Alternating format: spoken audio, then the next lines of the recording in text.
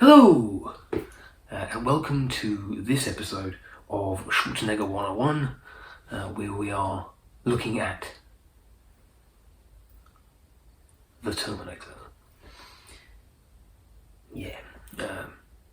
So the idea of this series initially was that I was going to look at every Schwarzenegger film that I was watching and do a little bit of a dive into some random stuff for my own amusement. And I quickly realised that I watch maybe one Schwarzenegger movie a month, roughly, sometimes more, sometimes a bit less. But the sheer amount that it took to film and edit and all that sort of stuff, when I'm not particularly tech savvy, means that it just takes far too long. So that quickly went out the window. So now I'm just covering them as and when I'm able to. Yeah. Now, before I get too much into this, on my my last video, which was the Man vs Hot Sauce versus Video Game episode with Virtua Fighter 2, it was pointed out to me because I was complaining that it was cold. I had a scarf on. A couple people said, including my father-in-law, "Why don't you have a heater?" I do have a heater. It's tiny, admittedly. It's about this big. It projects heat about that far. But the main reason that I didn't use it is because it goes, and that's not the best environment for this sort of thing. So I just had to man up and wear a scarf. But I do have a candle which is providing some sort of heat. It's actually slightly warmer because it has been snowing. Now it stopped snowing. Yeah, there's some heat. It was also pointed out, why don't you wear a jumper? Excellent point. But the top I was wearing did have a very vague link connection to the topic. Very vague. If you can guess what it is, I will give you a shout out. Probably not. I don't have that many jumpers either, so there we are. The t-shirt was important. Yeah.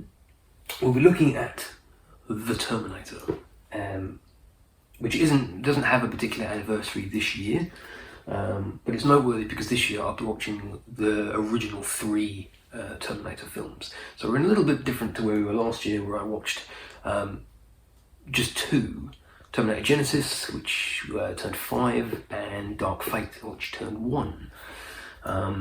They're interesting because again, very sparse. I had nothing else. I watched a little bit of Sarah Connor Chronicles, and that was it. So, and also, I mean, Genesis is the most isolated Terminator film, and obviously for Dark Fate, here we are, 18 months later, something like that, and people are still moaning about John dying and still calling it woke. So it's a different experience to watch just those films without any kind of the other stuff about them. You know, we've talked about there's no comics for either, apart from the Genesis kind of it's not black and white, I learned my mistake, but you know, it's very little, I haven't got it. So you feel kind of in the ether a little bit. But we're going back to the original 3, very exciting, starting the cycle again. All really built around the fact that Terminator 2 is 30 this year and Terminator 2 3D is 25. It's also noteworthy that Terminator, as I've mentioned before, that this is the year where Reese joins Perry's 132nd unit. So it still counts, it's exciting. Yeah. So we're going to have a little look at some rather random topics. You know, this is not the place for me to review it, although I can. It's perfect there. But besides that, we're just going to do some deep dive on some random topics to do with the film because I'm a fan.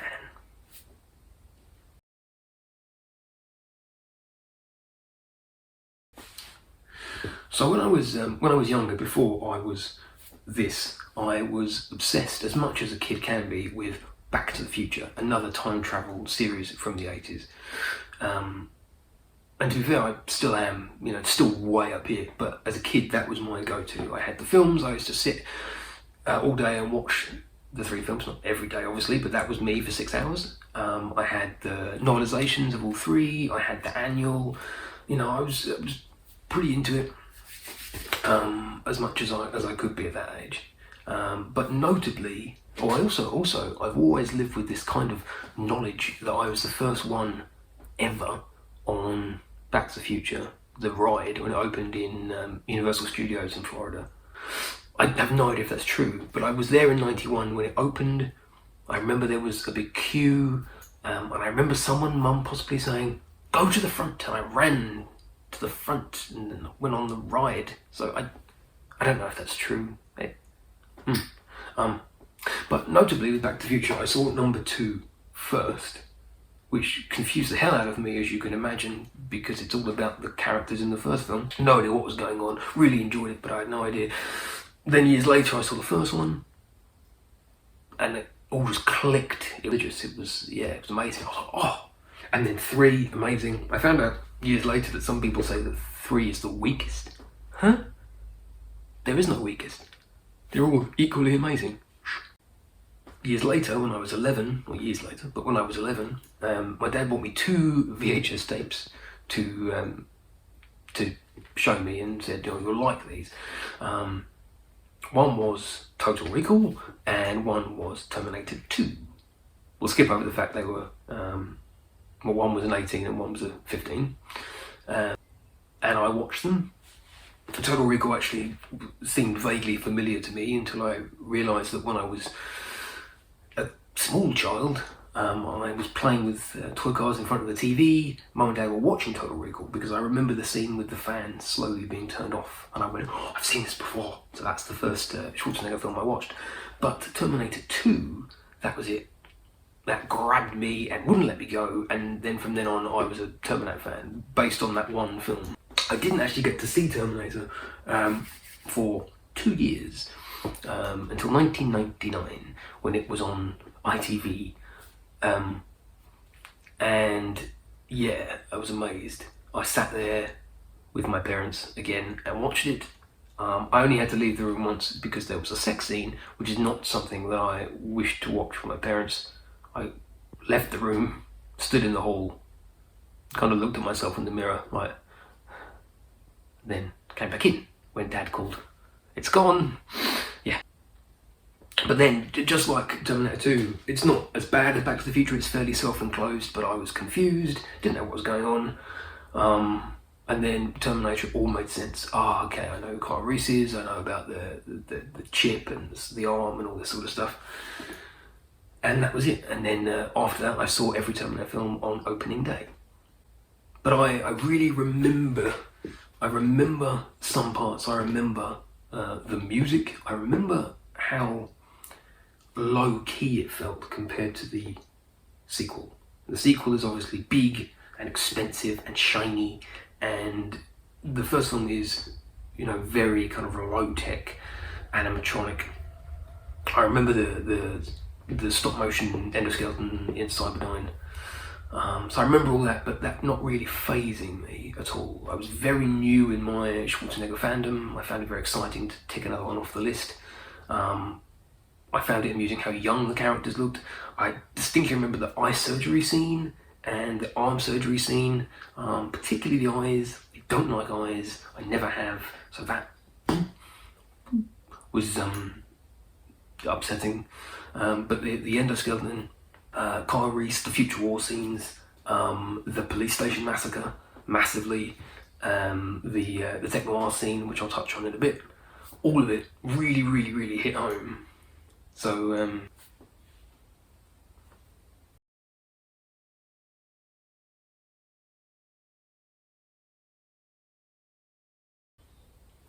obviously, being the first film in the series, Terminator introduced us to all the characters. A lot of them obviously don't reappear again, but some of them do.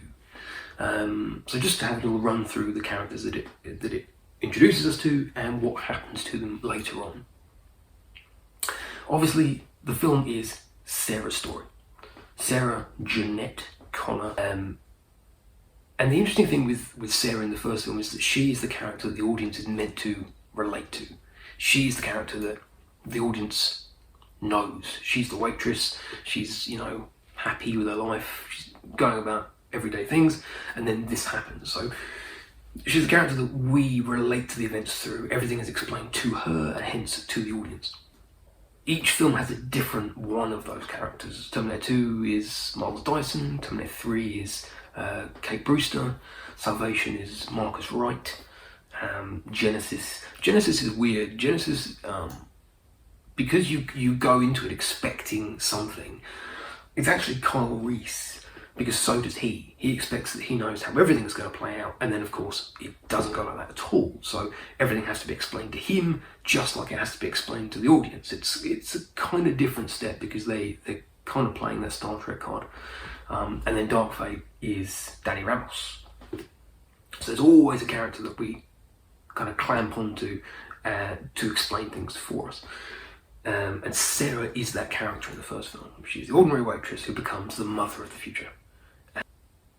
And it's very much about her, still cold, her journey.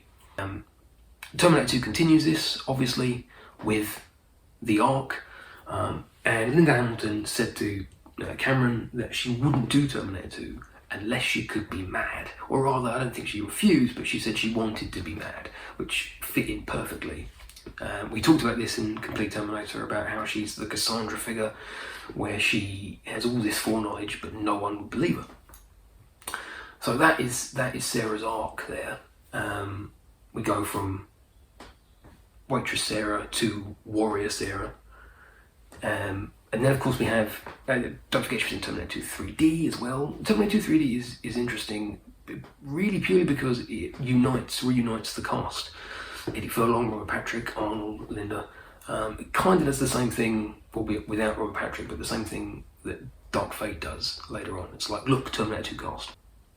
But the other thing that's notable is, obviously, the Arnold and John go through into the future war, and it's T-1000 and Sarah. Then the T-1000 shows up. Now, in the behind-the-scenes making of T2 3D, James Cameron says, well, Sarah's dead then. The T-1000 wouldn't, she's going to sacrifice herself. She's not just going to let him go through. Of course, at the end, we see that she is alive, and that's that. I don't consider T2 3D canon. It's not in any way. You're squeezing an R8 film to fit a theme park attraction. It's not going to be perfect. But it's interesting that Cameron assumed Sarah would be dead, which is such something to chew on. Then we have Terminator 3. Now, Terminator 3 obviously went through a whole load of changes. Sarah was in the script at one point, as you would assume, and the original script had Sarah dying in the cemetery scene at the hands of the TX. It made the TX seem incredibly fearful. It was a shock to the audience to see Sarah die, and it forcibly moved the story from Sarah to John. But Linda Hamilton refused. She didn't want to do a Terminator film without Cameron, fair enough. And she wasn't particularly happy with the script and the way that it dealt with the character. So in the end, we have Terminator 3 without Sarah, saying that she'd already died of leukemia. We have a coffin, we have a plaque, but there's nothing actually physically of Sarah in the film. Then we have Salvation, where Linda Hamilton does return briefly to do some voice work on the tapes that John is listening to. And that marked her first return to the theatrical series since Terminator 2, 18 years earlier. Then of course we have Genesis, which recasts the character and starts again, which means that in a way the work on Salvation is the last time that original character, those 4 films, that's the last time it's seen. That's the extension of that role. And we assume that Sarah has died. Well, to be fair, it's following on from T3, so she has died of leukemia. That's the continuation. Genesis recast Sarah with Emilia Clarke to be the same age that she was in the first film, but obviously with different knowledge, different take on the character, and it's not Linda Hamilton. And then, of course, from that we go to Dark Fate, where we have Linda Hamilton. One of the massive selling points was, look who's back. But equally, she was kind of a supporting role. Like, her and Arnold weren't the main characters this time. They were almost on the periphery, which is a really interesting way, and I would have loved to have seen where that went forward, with those roles moving further into the background. It's interesting because obviously Dark Fate presented itself as a sequel to T2, and you can certainly look at it like that. And as I've said, Sarah's arc, there are 2, in my mind, perfectly valid ways. One is T3, the character dies and John takes over, and one is Dark Fate, John dies. How does Sarah deal with that? What happens next? I think they're both perfectly valid. Personally, I don't see Dark Fate as a direct sequel to T2. I see it probably as a sequel to an alternate T2. And that's purely because Carl says in Dark Fate that they sent other Terminators. I think there were 3 other Terminators. Whereas in the Future War sequence, as written and storyboarded by Cameron for T2, there was only one gap, which was the original Terminator that went back. It may not be anything, but in my mind that means they can't both be the same timeline. So I look at Dark Fate as being a continuation of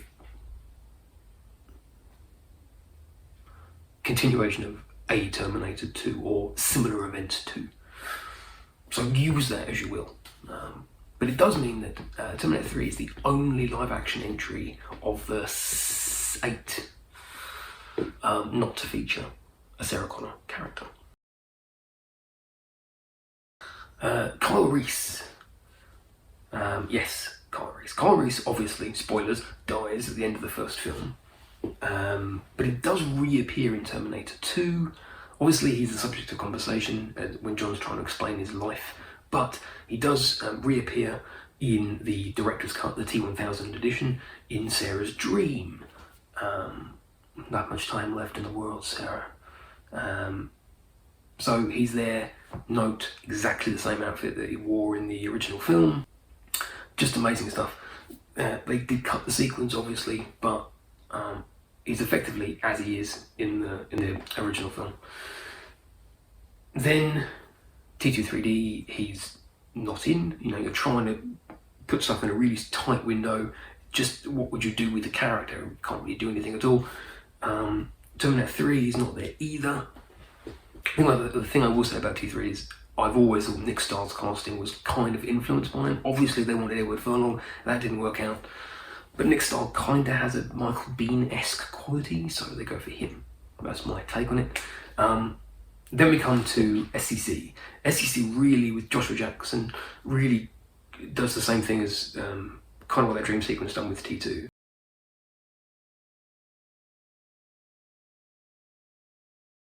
We have a character, again, in exactly the same gear, meant to be the same guy, and they play with the dream sequence thing. They do the same thing. So his role to Sarah is that she thinks about him a lot and she sees him a lot. SEC takes it a bit further in that Sarah sees him almost like a vision. So when she's out and about, he'll be there. Whereas in T2, it's a dream. It's actually a dream. She's asleep. But SEC just takes it a little bit further. Perhaps takes a little bit of creative license with it to have some more interesting interactions, which is fine because SEC is not canon either. But it has some really nice ideas. Then we have Salvation, and Salvation does Reese so well with Anton Yelchin. He's up there for me with the Michael Biehn version, perhaps just under. He's incredible. And when I realised that in the original script, Kyle Reese is Kyle A. Reese, so I now consider his middle name to be Anton, in honour of Anton Yelchin. His version is amazing. They don't go too obvious. He's obviously kind of scared, and he grows as a character. And the character is intrinsically linked to the first film. You know, the implication is this guy grows up to be that guy. We do little things like Marcus teaches him about the sling.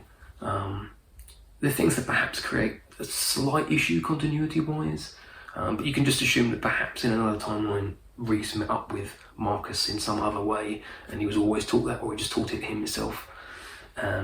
Someone else probably at some point went, look, you can't keep doing that, you're going to get your shotgun stolen, so they do the sling thing, possibly. But it's amazing. You have there's a deleted scene where he finds the photo because John had given him his jacket. There's a whole load of stuff, but it intrinsically ties into that character. It's effectively a little loop of the character. Then we come to Genesis.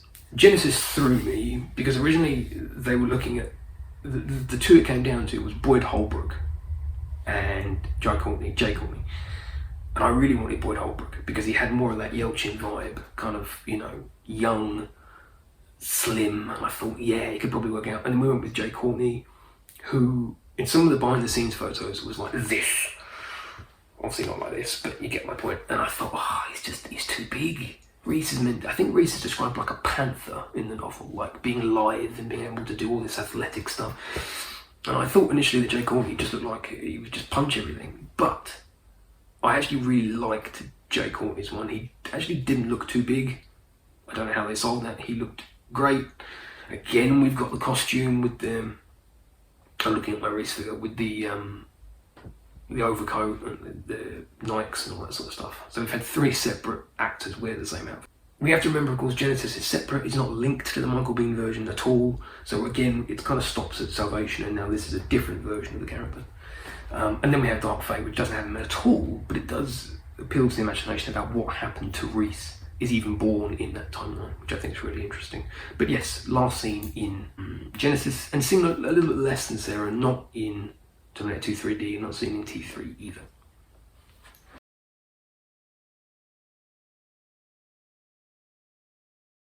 You've also got the original Terminator, played by Arnold. Of course, his ARM and CPU pop back up in Terminator 2. Yeah. My mum is calling. It's fine. Yeah, so the ARM and the CPU pop up in Terminator 2. So there's obviously that link to what we've seen before. And then kind of we have Genesis. So Genesis are very much playing on the idea that, look, it's that original 800. Arnold did work for it. It's the same script. It's the same place. We've got Punks. We've got the Griffith Observatory. It's meant to be the same guy. I mean, it's not. The Terminator comes from a different timeline. The HUD is different. Quick point that when they use the original T2 era HUD in Dark Fate, I almost screamed. I screamed internally. I was like, but there you are. But the HUD is different. It's a different Terminator from a different timeline. It's just like when the writers tried to say that Pops is Uncle Bob. He's not. It's a different timeline, different screws, different wires. He's just the next one that they picked. It's the same thing. But I'll tip my hat and say it's kind of the same Terminator. And they play around with it, but he doesn't get as far. He's one of actually the least successful Terminators, but he's kind of the same. I think that's quite interesting. It's, you know, I'm sure on set they were pretty much picturing it the same Terminator. Special note goes to Sarah's parents. So obviously in the first film, we kind of hear from Sarah's mum. The assumption I always had is that Sarah's dad is dead, which I think is backed up somewhere. There was a theory that I think someone said that what if he just left the family, but I always thought that surely if he was still alive, Sarah would try and track him down and say, run or whatever. I don't think she's that heartless to just ignore him, so I'm pretty sure he's dead. And then we hear Sarah's mum on the phone, albeit it's the Terminator on the phone. And I always for years assumed that when you see Terminator on the phone, you can actually see Sarah's mum hanging upside down behind him. You can't, but that's what I always thought. Oh, there she is. Ooh. In Genesis, we get a lot of description of both the mum and the dad. To be fair, the dad's not mentioned in Terminator, and he is in Genesis. The T-3000 John talks about Granddad. And of course there's a sequence where the T-1000 first attacks them. That was drastically cut down. All we see really is Sarah under the pier being saved by Pops. That's it. Originally there was more. You're going to see the whole sequence that Sarah described with the dad in the boat and the mum on the shore. I think that was it. So we were going to see these characters that we kind of saw, the mum at least, in the original film, but we didn't. But the kind of their Genesis actually does a great thing of exploring the characters' backgrounds. And finally, honourable mention goes to Lieutenant Ed Vukovich, Hal Vukovich, who knows his name, who, although very clearly died in the first film of lead poisoning, in the original script for T3, he was going to come back in a wheelchair. I think it was meant to be like a link to the other films that they could forge, and it'd be a surprise moment, and he would wheel out. But they didn't do it, and it doesn't make sense, because why on earth would the Terminator shoot and just leave him paralysed, and then that's it? If you're shot by a Terminator, you die. So, but that would have been kind of neat. I think that's it.